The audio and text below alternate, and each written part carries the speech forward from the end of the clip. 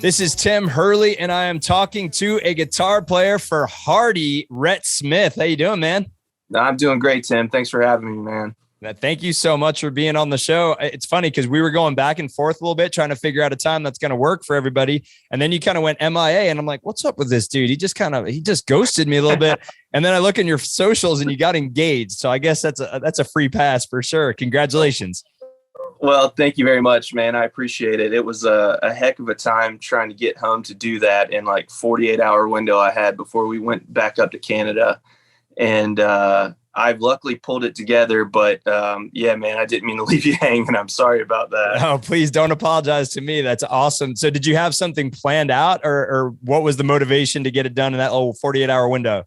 Well, I had kind of a special day that I was going to do it in, but man, it was one of those things where you just had event or catastrophe after catastrophe getting home, from a flight being canceled to my car breaking down in the interstate. And like every time I thought I had something fixed, there would just be like another problem that got dropped in my lap. And so I had a week off, and that week got whittled down to 2 whole days. So I just, the window of opportunity kept getting smaller and smaller, and we're about to really hit it hard this summer. And I figured if I wanted it done before I took off again, I better do it on my original day. So I love it. Well, everything you just described is the makings of a perfect country song. So maybe Hardy's got some fodder now. You should get some songwriting credit for it. That was perfect. Oh, well, man, it really felt like that. The next thing that's going to happen is my dog's going to run away, but I hope not. We're going to keep it somewhat positive. All right, man. So give me a little bit of your background. Where are you from? How'd you get into music? Yeah, man, I'm from Clemson, South Carolina, originally. I grew up like in the college town there, going to football games, everything. My parents are both musical. My dad doesn't play anything, but was like a huge like record appreciator. I grew up listening to like rock and roll with him. He was way into Hendrix and Stevie Ray Vaughan and stuff like that. And my mom was a classical trained pianist, and she's fantastic. And so we always had a piano in the house.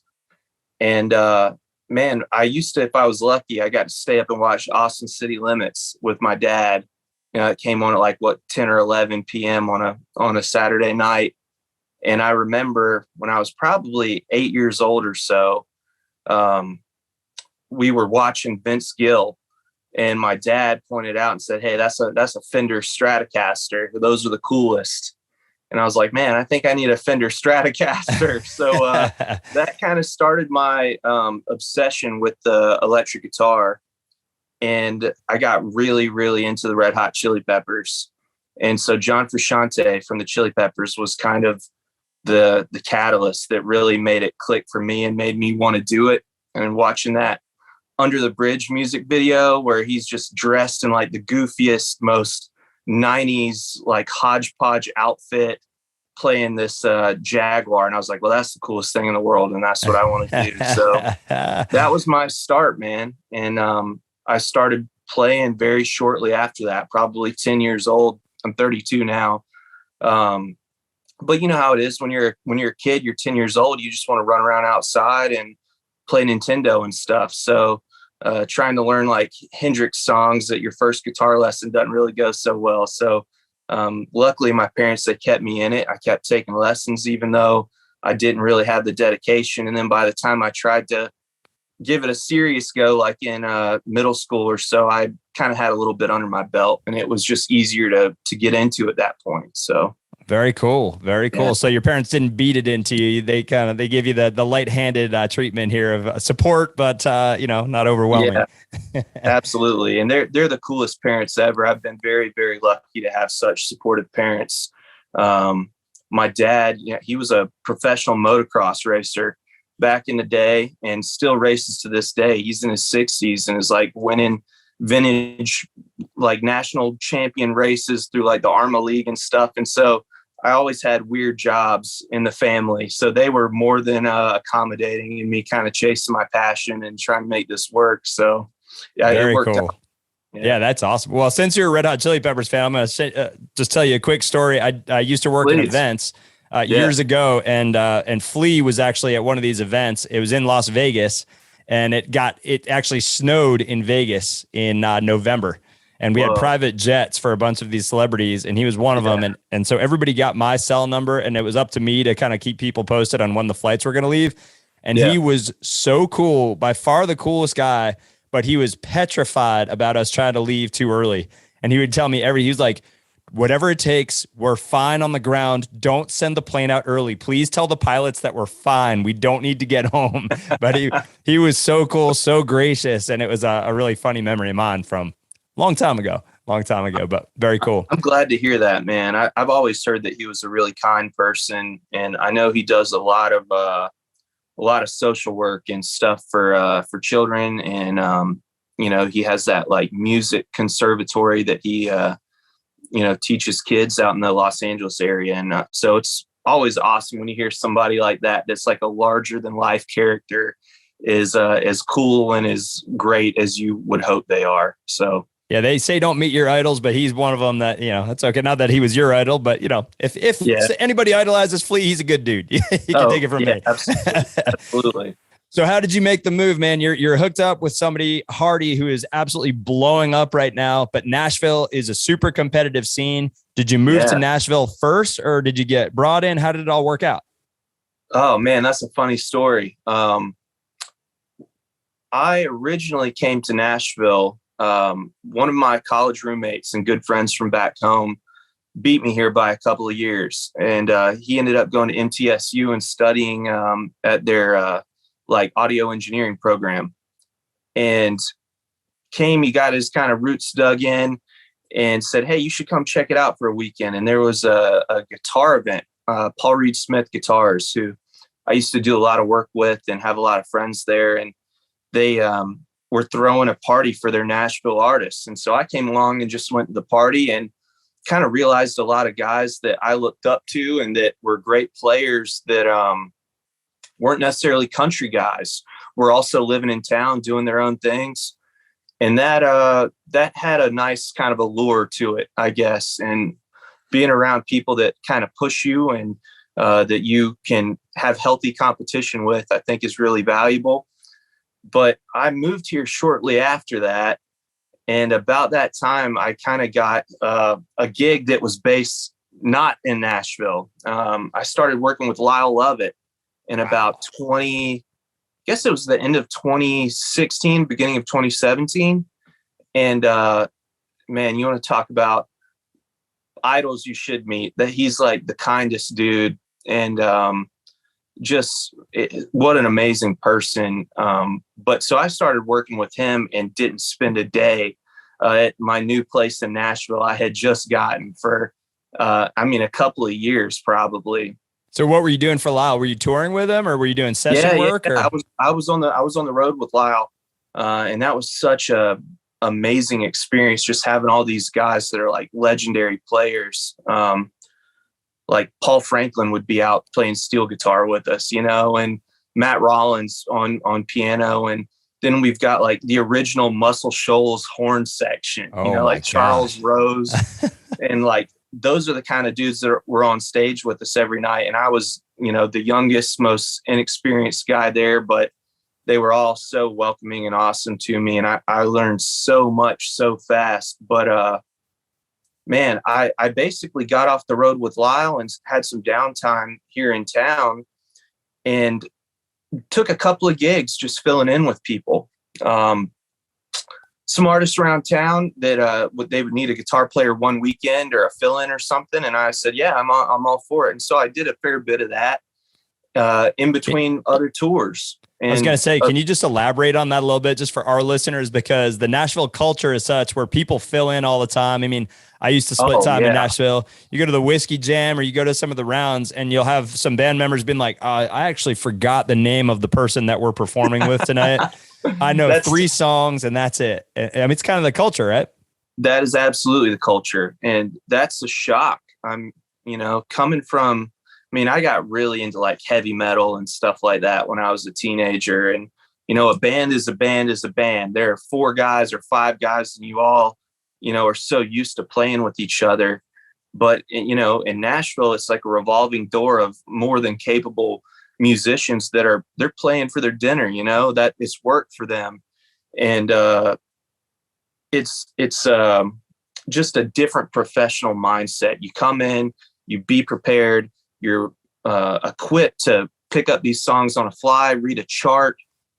Maybe somebody gets sick. Maybe somebody gets the call kind of up to the big leagues or something the day before. And now the guitar player is gone and you need another one.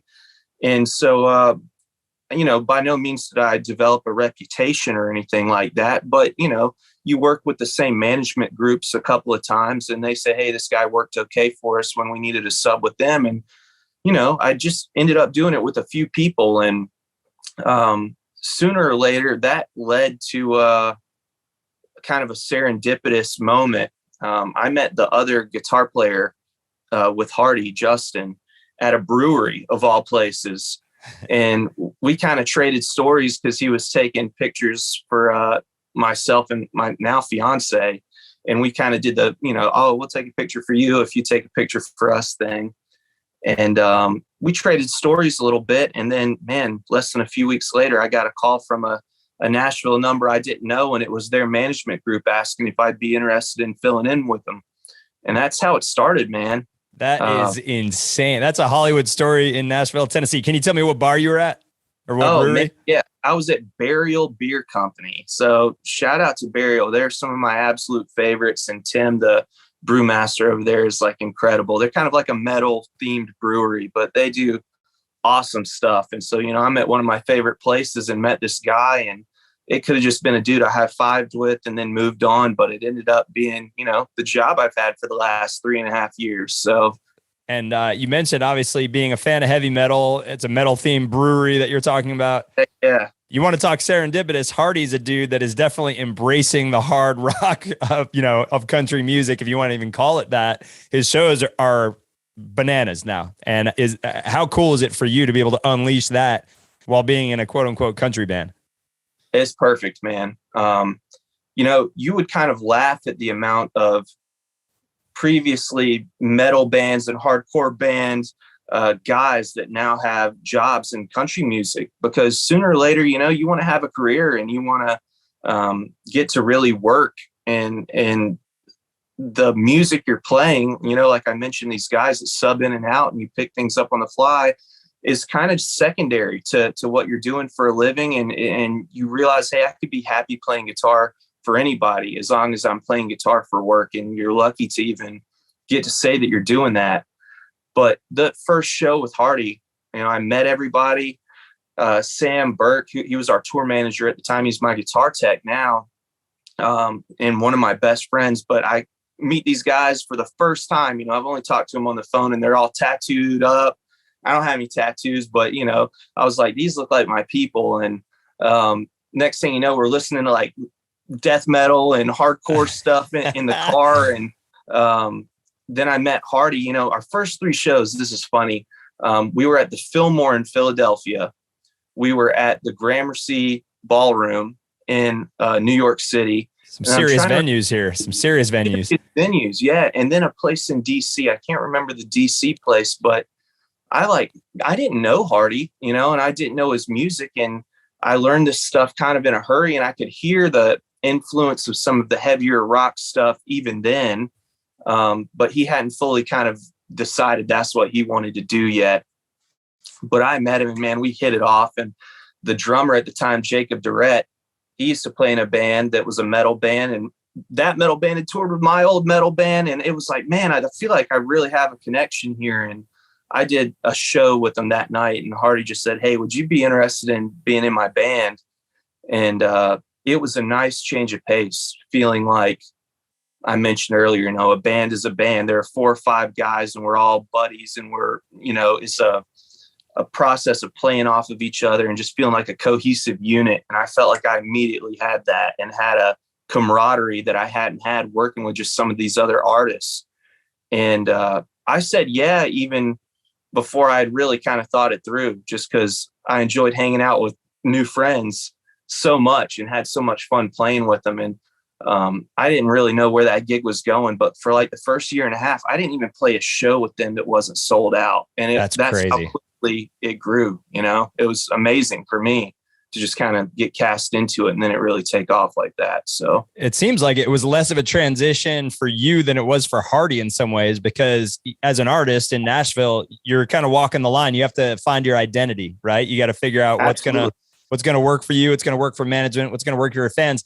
And when he first came out, it was not the hard rockin' stuff and the success that he had in his music, where it was like more like lighthearted, the Lorna Lana duet and Rednecker Than You is kind of towing the line a little bit, but it was tongue in cheek almost. I mean, it's such a well-written song, but tongue in cheek. So for you, you just kind of waltzed in and you're like, I got you. And he probably saw in you like what he wanted to become ultimately. Well, I hope so. That may be giving me more credit than I deserve there, but it was nice for us to bond over those things and to have somebody, you know, I mean, Hardy listens to a lot of old prog rock and stuff. I mean, we really bond over things musically, like weird stuff that other people don't know. And I think he just has always had this attitude of, why can't I put this in a song? And at the end of the day, for him, songwriting is his craft and is such an important aspect. I mean, that's what the whole thing hinges off of. And so it's almost a challenge, I think, for him to say, let me write the best song I can possibly write that resonates with as many people as I can, and still do like what the heck I want to do while I'm writing this song. And that's like those lists where they say pick 3 and you can really only, like it's like that. Like somehow he really got to do all 3 that he wanted to do. So I count myself lucky to get to be here for it. So. Are you ever able to be part of the songwriting process? You know, we've jammed around a good bit, but, you know, a lot of the guys that Hardy writes with, they've got these writes booked out weeks and months in advance, and his schedule has been slammed. And, you know, he travels even we're all dead tired right now, but he's traveling. You look good. Yeah. Well, thanks, man. He's traveling even between us playing shows together.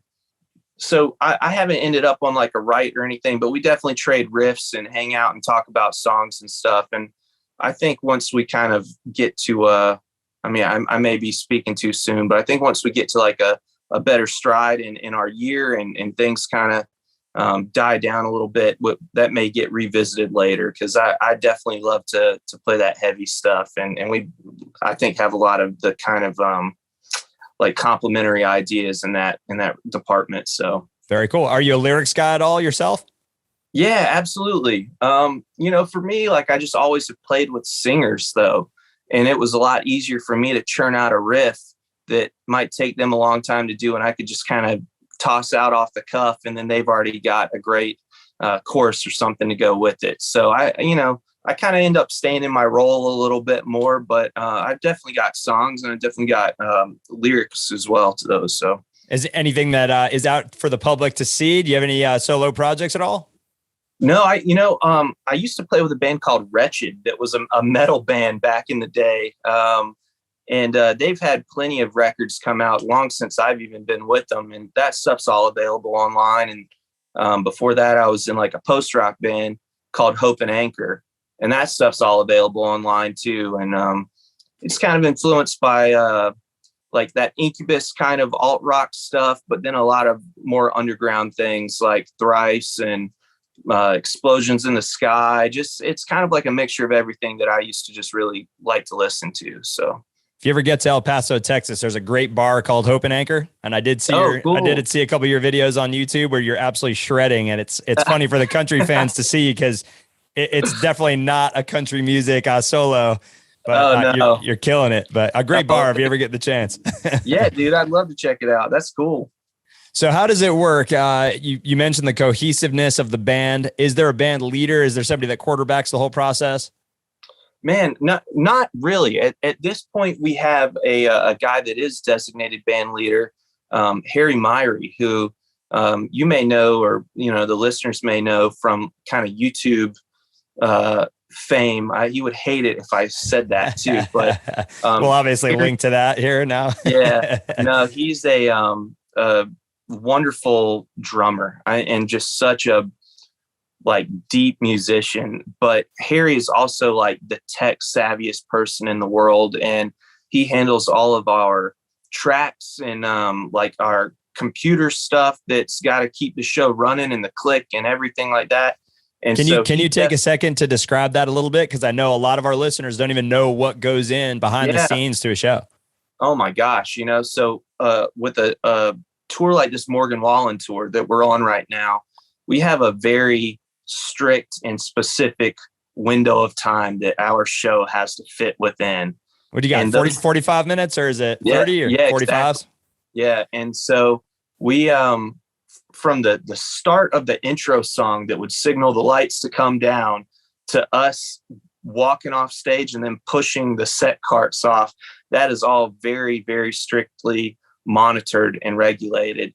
And the only way to ensure that that show goes off without a hitch night after night, perfectly, is to have it timed and us to have a click track that is running through each song, and it has cues and things in it to say, here's the next song. Or if we decided to swap a song out the night before, or if Hardy decided to kind of call an audible and say, hey, we're going to play Blurry tonight because I've got a friend here that wants to hear Blurry, then that gets subbed in. And, there's a guy that's got to monitor that stuff and make sure that the computer goes up, and that sends time code, which is essentially what the lights and things read and fire off of. And it's a very intricate behind the scenes process that you might not even know is going on. And you're like, why am I having an amazing time at this concert? It's because of all this stuff going on behind the scenes. It's messing with your mind. You don't even know about it, right? Absolutely. And we have such an awesome crew. And that's another cool thing. At this point, we're only 12 people deep. And then you look at Wallen's Camp, and all the guys in that band are like our best friends. We've toured together so long. We hang out outside of playing and stuff. But, at this point, their crew's like 70 something people or 80 people. And we feel like it's so nice to just have 12 guys that were such a unit, and everybody's like really punching above their weight. Yeah. You're a little more hands-on, right? I mean, you're pushing your own gear off stage, as you just mentioned.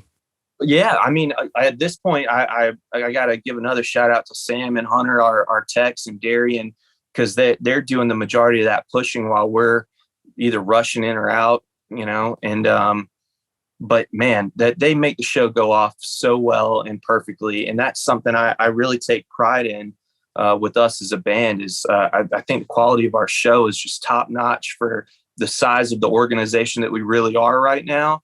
And you may not know that we have, a quarter or a fifth of the amount of people as some of these other groups. But to answer your question very long-windedly, Harry, our drummer, is kind of taking the reins as far as like the band designation stuff, because he's such a wizard at all those things. And I would rather him do it and be perfect at it than somebody else learn it and it maybe not go as well anyway. So he's the perfect guy for the job.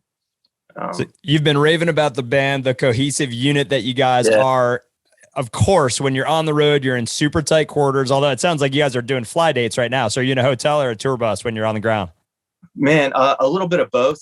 We've had a couple of things like, if we go to Boston and that's going to be a 20-something hour ride, we'll normally let the buses deadhead up there, which means leave a day or two before they get there. We fly in and the bus will pick us up from the airport. So it's really kind of and then you're sleeping on the bus. Yeah, exactly. Sleeping on the bus on the way to the show still. But if we've got downtime, we'll be in a hotel. But a lot of times we're traveling on that off day too. And so things are bound to go wrong when there's a disagreement, when there are people butting heads, some personalities getting involved. How quickly do you have to resolve it? And I know it happens, so I'm not going to let you tell me that you guys are all buddies all the time. How does it get nipped in the bud? You got to get on stage. The chemistry's got to be good for a show. How do you guys fix it? Well, but we really are a pretty awesome unit as far as everybody just being buddies. The beauty of video here is everybody can see your face. So there's this is the disclaimer. No, we're perfect. But I mean, maybe one or two things. No, it's that like in any work relationship, things get stressed and things go wrong, whether someone means for them to or not. And the cool thing about working with people that are so professional is I think we all have 100% confidence in each other that regardless of whatever may be going on, whether it's at home, that's another thing. We're gone from our families and friends a lot, and that takes its toll on people. But if you're gone, I have no second thoughts about whether the show's going to be perfect, regardless of what kind of sideline stuff may be happening. But man, by the time the show's done, normally we're going to sit on the bus, eat a chicken wing or something together, and like sip a beer or whatever for the guys that don't drink, and just hang out and talk and enjoy each other's company. And all of the small stuff kind of gets polished over pretty quickly. Has it ever gotten physical ever? Oh no, gosh. Well, I will say there's been a couple of like fun kind of wrestling matches, and guys get a little rowdy and end up throwing a drink on somebody or something, and the next thing you know, they're wrestling, but we're all laughing by the end of it. There's never nothing serious like that, that's for sure. All right, have you ever, this is your opportunity to call somebody out, have you ever had to deal with like the smelly guy on the bus, like somebody whose hygiene's just not cutting it? You gotta tell them, like, hey man, shower time. Hey man, those feet are wild. Man, we've had a couple of smellier than normal guys before, but they're not always around for the long haul either. So I think our current lineup, we're all smelling pretty clean and fresh, and everybody likes to go get their shower after the show. That way they don't stink the bus up. But man, after you do about 4 or 5 of those festivals in a row, the bus starts to smell like socks, whether you want it to or not. So you got the clothing anyway, right? You can't hide that. So yeah, man. Well, you just got engaged. Was there some, obviously being in a relationship when you're on the road, especially with a guy like Hardy, where the shows and backstage is just looking real rowdy, drinks are flowing, as you mentioned. Was that difficult for the relationship? Man, we've actually been together for 8 years at this point. So she's been around when I've not even been playing. I took a year off and taught back in South Carolina. Just thought like, let me see how this goes, trying to do a normal day in, day out, 9 to 5 kind of thing. And it was not for me. So she could handle me at my worst. And that was probably when I was just teaching and frustrated all the time. So she's been with me when I had to wear a suit every day and play kind of jazz music. And she's been with me when I've played punk rock and metal stuff. So at this point, she was the perfect person and well-equipped for it. And, she came out and saw us at Madison Square Garden, and she's backstage with us a lot of times. And she's a real super. That helps. Yeah, absolutely. if you can hook up backstage at the Garden, you get a little, a few points there. Well, for those special ones, you got to have them out for that. And that's kind of a, hopefully more than once, but if you're lucky, once in a lifetime kind of thing. So, she's great. There's never been any real stresses on it like that, other than, another thing about country touring that the listeners may be unaware of is it kind of has this model where you go out for 2 or 3 shows in one specific market, and then you kind of come back to Nashville as the hub and have maybe, 2 to 4 days off in the middle and wash, rinse, repeat. So you get a little bit of like a work/home life balance that you may not if you're in like our friends in Shinedown or something who will go out for, 6 months at a time and don't come home. So it's definitely a different thing than that. It's not as stressful on us. So have you ever had a major malfunction or major mistake on stage during a big time performance? Oh man. Yeah, absolutely. The other thing, like I'm an absolute perfectionist. I'm obsessive. And is that due to mom being classically trained? Maybe. I think part of it and me going through the same stuff as well, but it's I hate to mess up, but I've had flubs where normally if I biff it really bad, it's like I just forget how to do something. Like you reach for something and you go, I know this isn't right, but I don't even know what is right now. And I just have to stop for a second and take a breath and then come back in when it clicks again. So, but yeah, man, the Hardy set list, we have songs in 4 different tunings. Oh man. Yeah, and that's something that I've been asked about a lot before. It's like, hey, how come you change guitars all the time? Well, it's because it's a lot easier than trying to retune a song. And like I mentioned, that set list is firing constantly to keep us on track.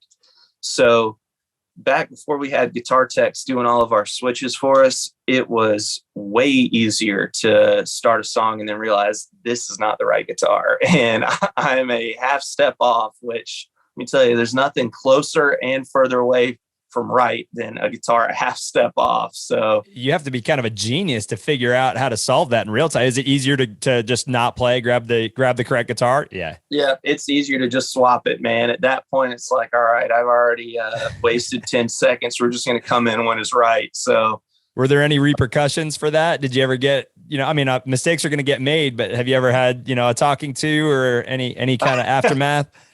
Oh no, man. The only time I've ever had a chat was I was having some trouble with some in-ears that I had at one point that just were not fitting well. And I really encourage anyone to come see the show at this point, because we have a really great, powerful rocking intro with that song Sold Out. That's definitely like on the more rock side of things. I wouldn't even call it country, but no, it definitely sets the tone. That's for sure.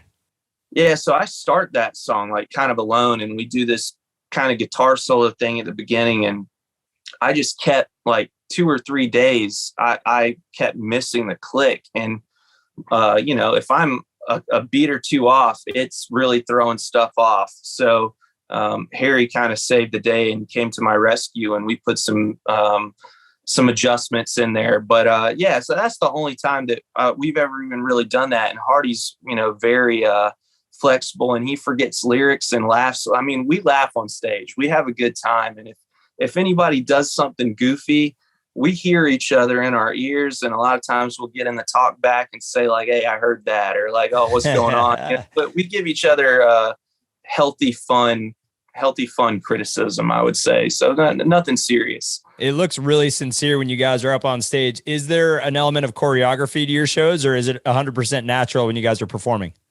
As far as the performance aspect, it's absolutely natural. That's pretty unusual these days, right? I think so. Yeah.